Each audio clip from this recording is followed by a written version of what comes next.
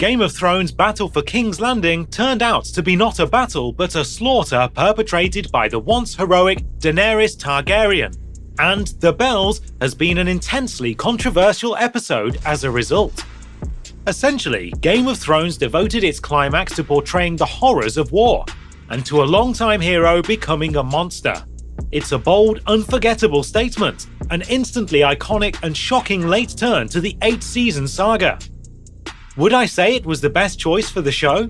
Not by a long shot. After show writers essentially wiped out all the show's mystique when super assassin Arya materialized from thin air to destroy the Night King. Dany going dark is a far more interesting ending than the other leading possibilities, but it does not fit the character that the story has been portraying to us up until this point. Quite frankly, I think several of the characters in the final seasons of Game of Thrones have been dumbed down and even regressed as far as development goes. The choice to veer in this direction reveals many apparent problems with the structure of Game of Thrones' final season. The first potential problem was the story of the White Walkers. Simply put, there was none. Years of build-up for an anticlimax.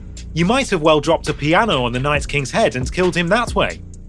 In a series known for charismatic and interesting antagonists, political intrigue, and mysticism, here was a horde of mute ice zombies who simply wanted to wipe out all life.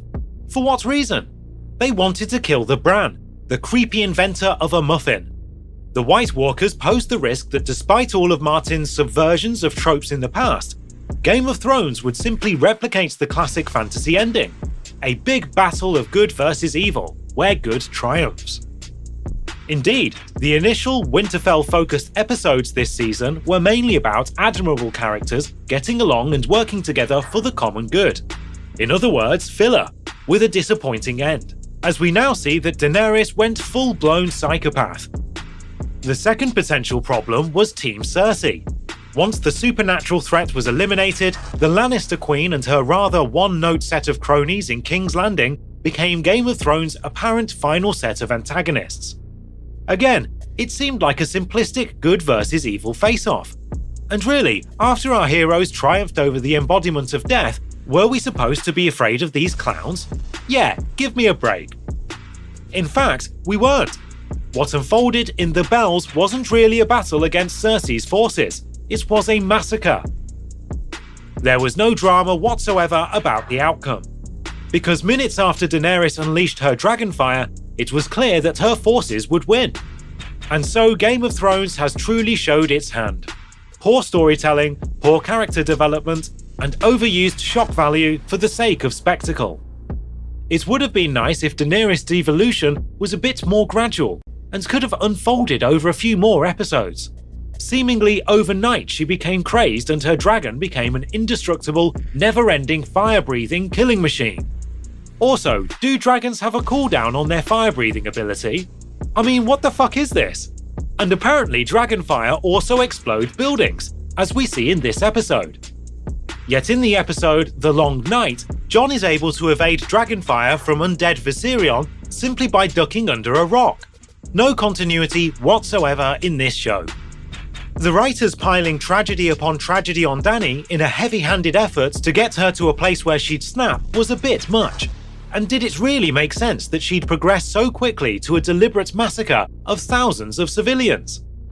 But as soon as Dany made that crucial decision to ignore the episode's titular bells and unleash hell on King's Landing, the execution of what happened afterwards was utterly harrowing. Even though I had long expected this dark turn for Daenerys was coming, I was stunned by just how thoroughly dumb and dumber committed to it. Indeed, Dany as a person all but vanishes from the episode. For its final half hour, we only see distant glimpses of her and Drogon.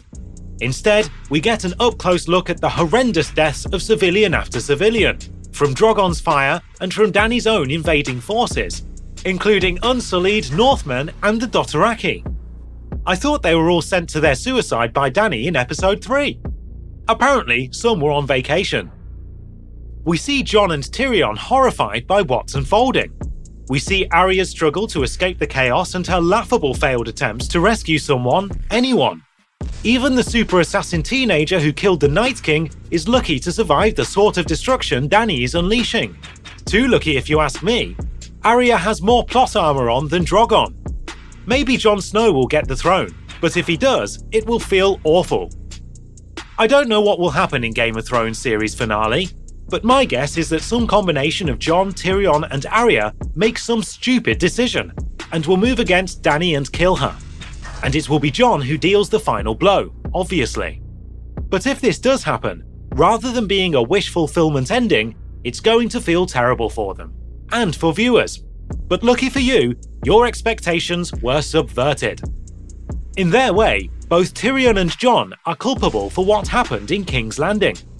Jon couldn't abide by Dany's wishes to keep his mouth shut about his heritage and actually give her some of that sweet D. Dany was going to marry her brother for Pete's sake. Instead, he let out the secret by telling Sansa, who told Tyrion, who told Varys. Duh! This fed Dany's paranoia.